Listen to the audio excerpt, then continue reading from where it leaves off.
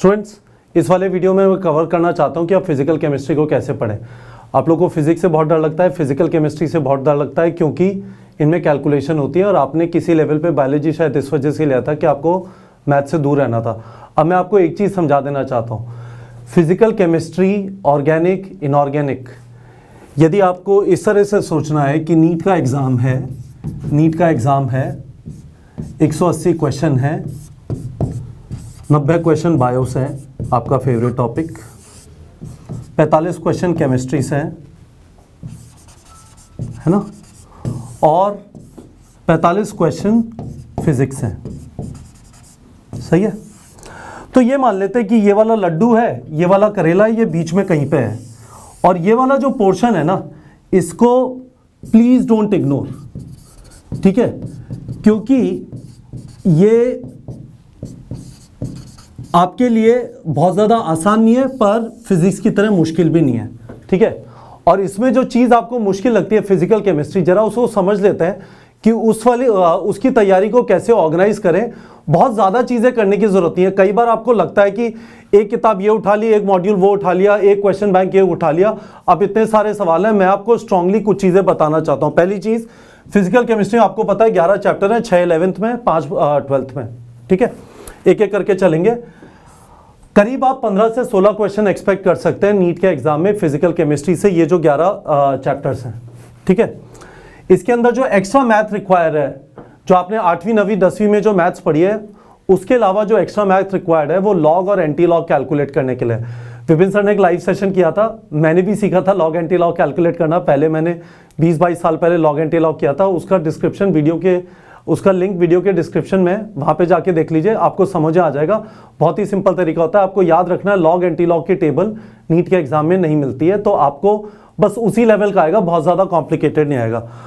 और फाइनली चीज़ों को सिंपल कैसे रखना है फिजिकल केमिस्ट्री में, आपको पता है कि हमने माइंड मैप प्रोवाइड किया हुआ है। neetprep.com पे जाइए, कोर्स कंटेंट पे क्लिक करिए, नीचे माइंड मैप आ जाएंगे। फिजिकल केमिस्ट्री के माइंड मैप निकाल लीजिए। माइंड मैप देखा और आपने लिस्ट कर लिए सारे जो फॉर्मूले हैं, ठीक है, सारे फॉर्मूले लिस्ट कर लिए और हर एक फॉर्मूले से रिलेटेड 10 सवाल सॉल्व कर लीजिए। अब मैं आपको बता देता हूं कि टोटल इसका मतलब कितने सवाल हो जाएंगे, एक एक करके चलते हैं, ठीक है। एक बार इस शीट को देख लीजिए, ठीक है, स्क्रीनशॉट ले लीजिए और मैं एक एक करके बता रहा हूं। Some basic concepts of chemistry, इसमें मोल कॉन्सेप्ट के कैलकुलेशन होंगे। 3 टाइप के कैलकुलेशन है, weight upon molecular weight, volume upon 22.4 litre, जो भी एसटीपी एनटीपी वगैरह होता है, और तीसरा होता है number upon Avogadro number. 3 type के कैलकुलेशन यहाँ पे हो गए। एक लिमिटिंग रिएजेंट से रिलेटेड क्वेश्चन होते हैं और फिर एक कॉन्सेंट्रेशन कैलकुलेशन वाले होते हैं, molarity, mole fraction, molality, percentage expression, strength वगैरह। बस इतना ही है। आपको हर एक के 10-10 सवाल कर लेने हैं। 3 टाइप यानी 30 सवाल यहाँ पे हो गए, 10 यहाँ पे हो गए, ठीक है। 1 2 3 4 40 सवाल यहाँ पे हो गए। आप ऐसे सोच सकते हैं 80 90 100 सवाल के आसपास सफिशिएंट है इस वाले चैप्टर। ये बेस चैप्टर है, यहाँ पे जो चीज़ें आप सीख रहे हैं, ठीक है। और इसके अंदर एक और चीज़ जो होती है, 20 सवाल उसके करिए, जिसका नाम है stoichiometry. Stoichiometry basically chemical equation जो है, आपका जो इक्वेशन है बैलेंस किया और उसके ऊपर कैलकुलेशन किया। चलिए 20 सवाल यहाँ पे कर लीजिए, सफिशिएंट है ना। 100 सवाल हो गए। मैंने आपको कहा था केमिस्ट्री के हर एक चैप्टर में 100 सवाल करना है। चलिए स्ट्रक्चर ऑफ एटम पे आ जाइए। बोर्स मॉडल और उससे रिलेटेड हाइड्रोजन स्पेक्ट्रम के ऊपर होते हैं सवाल। डी ब्रॉयल वेवलेंथ से होते हैं, Heisenberg uncertainty principle, Hund's rule, quantum number. ये वालों में इतना कैलकुलेशन नहीं था, इसमें थोड़ा कैलकुलेशन है ना। आपका जो 1/n1 वो सारे जो कैलकुलेशन है, Z वगैरह जो होता है, ये आपका स्ट्रक्चर ऑफ एटम हो गया। अभी तक हमने 3 और 4 7 कॉन्सेप्ट के ऊपर सवाल हो गए। 7 और 6 13 और 3 16 और 4 20 26, टोटल 26 कॉन्सेप्ट्स पे आपको सवाल करने हैं। आइडियल गैस इक्वेशन के ऊपर होंगे, Dalton's law of partial pressure पे होंगे, ग्राम्स लॉ ऑफ डिफ्यूजन, हालांकि एनसीईआरटी में नहीं दिया हुआ पर इसके ऊपर बेस सवाल आता है। एक बार रीडिंग करके इसका फॉर्मूला देख लीजिए। काइनेटिक थ्योरी ऑफ गैसेस, ये आप फिजिक्स में भी कर लेते हैं। वैन डर वाल इक्वेशन, जहाँ पे ए और बी वाला करेक्शन है आइडियल गैस इक्वेशन के ऊपर। ये वाली चीज़, इसके ऊपर सवाल जनरली आए नहीं है केमिस्ट्री में, पर फिर भी ये दिया हुआ है। कैलकुलेशन वगैरह नहीं दी हुई। सरफेस टेंशन, वेपर प्रेशर और क्रिटिकल टेम्परेचर, जो लिक्विफिकेशन ऑफ गैसेस वाली चीज़ है, ठीक है। ये वाला चीज़ हो गया। वही रूल है, 10-10 सवाल, 10-10 सवाल, 10-10 सवाल, ठीक है। आपको अपनी तैयारी को ऑप्टिमाइज करना है। आपको ये नहीं सोचना कि दुनिया में जितने भी सवाल हैं वो सारे कर लूंगा, क्योंकि आपका टाइम खत्म हो जाएगा और आप नहीं चाहते एक बार अननेसेसरीली ड्रॉप करें। थर्मोडायनेमिक्स पे आ जाता है, हेस लॉ के ऊपर होंगे। एंथैल्पी कैलकुलेशन, बहुत सारी एंथैल्पीज दी हुई है, एंथैल्पी ऑफ फॉर्मेशन दी हुई है, न्यूट्रलाइजेशन दी हुई है, बॉन्ड एंथैल्पीज दी हुई है, एंथैल्पी ऑफ कंबशन दी हुई है। हर एक एंथैल्पी को उठा के 10-10 सवाल कर डालिए, ठीक है। हीट कैपेसिटी कैलकुलेशंस के ऊपर है, थोड़ा बड़ा चैप्टर है, और वर्क डन के ऊपर है। बाकी जो एंड में स्पॉन्टेनिटी के बाद है, ठीक है, गिब्स लॉ वगैरह आता है, उसमें कैलकुलेशन ज़्यादा नहीं है, उसके अंदर थ्योरेटिकल सवाल ज़्यादा आएंगे, पर कैलकुलेशन से रिलेटेड उस जगह पे सिर्फ वर्क डन के ऊपर सवाल आता है, ठीक है। इक्विलिब्रियम को देख लेते हैं। शुरू के अंदर आपका जब केमिकल इक्विलिब्रियम है, केपी कैसे न्यूमेरिकल है, एक ली शैटले प्रिंसिपल भी दिया हुआ है पर थ्योरेटिकल है वो, है ना। उसके बाद ऑसवाल्ड डाइल्यूशन लॉ पे सवाल होंगे, पीएच लॉ पे है, buffer solution, salt hydrolysis, solubility product, ठीक है। आप ये देख लीजिए, हर जो लाइन लिखी है आपको 10 सवाल के आसपास कर लेना है। आपको सिंप्लीफाई करना है, चीजों को मुश्किल नहीं करना। आप कैलकुलेट करेंगे, रीजनेबल नंबर ऑफ सवाल हो जाएंगे। हमारा मोटा मोटा आप ये देख लीजिए 11 चैप्टर हैं, तो 900 से 1100 सवाल करने हैं, इतना सफिशिएंट है। आपको अल्टीमेटली ध्यान रखना है 96 चैप्टर्स की तैयारी करनी है। एक दो चीजें नहीं भी आती है, 16 क्वेश्चन में से आप 14 अटेम्प्ट कर पाए, परफेक्ट है, कोई टेंशन की बात नहीं। अपने आप को परेशान नहीं करना है, परेशान करेंगे बैकलॉग होगा और उसके बाद पढ़ने का मन खत्म हो जाएगा, डीमोटिवेट हो जाएंगे, लगेगा हो नहीं सकता। Redox reaction, oxidation number calculate करना आना चाहिए, इसके ऊपर कर लीजिए। बैलेंसिंग ऑफ इक्वेशन आना चाहिए, और आइडेंटिफाइंग ऑक्सीडाइजिंग रिड्यूसिंग एजेंट आना चाहिए। इन दोनों के अंदर एज सच कैलकुलेशन नहीं है, पर यहाँ पे थोड़ा दिमाग लगाना पड़ता है, ठीक है। ये आपके 11th के 6 चैप्टर हो गए। चलो 12th के 5 चैप्टर पे आते हैं। सॉलिड स्टेट, आपको डेंसिटी ऑफ क्रिस्टल निकालना आना चाहिए।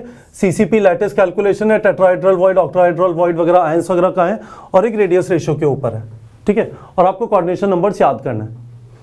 वापस चले जाइए माइंड मैप्स पे, मैं आपको बता रहा हूँ, मैं माइंड मैप का लिंक भी वीडियो के डिस्क्रिप्शन में डाल देता हूँ, चलो उसे भी जाके देख लो। माइंड मैप्स आपके लिए बहुत ज़्यादा यूजफुल है। ये वाले माइंड मैप्स जिन्होंने फुल कोर्स लिया हुआ है और जिनके पास अचीवर बैच या इंस्पायर बैच है, उन सब बच्चों के लिए अवेलेबल हैं, ठीक है। सरफेस केमिस्ट्री बाद में आएंगे। सॉल्यूशंस के अंदर पहला पार्ट कंसंट्रेशन ऑफ सॉल्यूशन है, पर ये वाले सारे कंसंट्रेशन कैलकुलेशन आप पहला chapter some basic concepts of chemistry में कर चुके हैं। याद रखिए रिडॉक्स रिएक्शन के अंदर ऑक्सीडेशन नंबर का जो एप्लीकेशन है इक्विवेलेंट वेट में, वो एनसीईआरटी में नहीं दिया हुआ है, और इक्विवेलेंट वेट का जो एप्लीकेशन है नॉर्मेलिटी कैलकुलेशन अगेन एनसीईआरटी में नहीं दिया हुआ। अब मुझे लगता था नॉर्मेलिटी इक्विवेलेंट वेट नीट के सिलेबस में, मैंने 4-5 साल के पेपर देखे, एक भी पेपर के अंदर नॉर्मेलिटी या इक्विवेलेंट वेट के ऊपर सवाल नहीं आया, तो आप उस वाले कैलकुलेशन को इग्नोर कर सकते हैं, ठीक है। उसके बाद कॉलिगेटिव प्रॉपर्टी रिलेटेड कैलकुलेशन, आपकी 4 कॉलिगेटिव प्रॉपर्टी दी है, relative lowering of vapour pressure, osmotic pressure, elevation in boiling point, depression in freezing point. फिर वेंट ऑफ फैक्टर के ऊपर कैलकुलेशन और हेनरीज लॉ के कैलकुलेशन है, ठीक है। Electrochemistry, Faraday's law of electrolysis है, नॉन इक्वेशन के कैलकुलेशन करने हैं। फिर इलेक्ट्रोलिटिक कंडक्शन है, कोल्ड-रॉच लॉ और सेल कांस्टेंट है, कहानी खत्म। केमिकल काइनेटिक्स, आपको रेट ऑफ रिएक्शन निकालना आना चाहिए, रेट कांस्टेंट निकालना आना चाहिए, अरेनियस इक्वेशन आना चाहिए। फिर मॉलिक्युलरिटी एंड ऑर्डर ऑफ रिएक्शन है, ये ध्यान रख लीजिए सिर्फ फर्स्ट ऑर्डर के रिएक्शन आएंगे, सेकंड थर्ड ऑर्डर के रिएक्शन नीट के एग्जाम में नहीं आएंगे। एक और चीज ध्यान रखिए, आपके लिए गुड न्यूज क्या है, क्योंकि 180 मिनट में 180 क्वेश्चन है, एग्जामिनर ऐसे क्वेश्चन नहीं दे सकता जिसमें कैलकुलेशन बहुत ज्यादा होगी, समझ लीजिए इस बात को। अप्रॉक्सीमेशंस का यूज करना सीखिए। यदि 1.01 इंटू 10⁵ निकालना है तो आप इसे 1 इंटू 10⁵ समझ लीजिए, और इसका मतलब 1 हो गया, परेशान मत होइए, है ना। तो वापस आ जाते हैं, तो ये सारी कहानी हो गई। मैं आपको स्ट्रांगली क्या रेकमेंड कर रहा हूं, बायो आपको सुपर स्ट्रांग करनी है। ये आपका स्ट्रांग एरिया है और आपको पता है कि यहां से 90 सवाल आ रहे हैं, ठीक है। केमिस्ट्री को इसलिए नहीं छोड़ना कि केमिस्ट्री और फिजिक्स के बीच में कंपैरिजन करें। केमिस्ट्री आपके लिए कंपैरेटिवली इजी है, ऑर्गेनिक इनऑर्गेनिक वाले पार्ट में इतने कैलकुलेशन नहीं है। फिजिकल केमिस्ट्री का जैसे मैंने आपको बताया, ये सारे लिस्ट कर लीजिए फॉर्मूले, और उसके बाद हर एक से रिलेटेड 10-10 सवाल कर लीजिए, हर एक एंथैल्पी से रिलेटेड 10-10 सवाल कर लीजिए। 900 से 1100 सवाल होते हैं, इतना कर लीजिए, आपको अच्छी तरह पेपर समझ में आ जाएगा, अच्छी तरह पेपर अटेम्प्ट कर पाएंगे, कोई टेंशन की बात नहीं है। तो केमिस्ट्री पोर्शन को इग्नोर नहीं करना है। जो फिजिकल केमिस्ट्री पोर्शन आपको मुश्किल लगता है, मैंने आपको स्टोरी समझा दी है, होपफुली आप लोग को समझ में आ गया होगा। किसी स्टूडेंट ने कोरा पे मेरे से पूछा था, मैंने कहा चलो इसके ऊपर भी एक वीडियो कर देते हैं, सिंपल सा है, मुश्किल नहीं है। अपने दिमाग में ये मत डालिए कि सारी तैयारी बहुत मुश्किल है, चीज़ें बहुत सिंपल हैं, बस तरीके से किए जाइए। मैंने फिजिकल केमिस्ट्री आपको अच्छी तरह से एक्सप्लेन कर दिया बच्चों।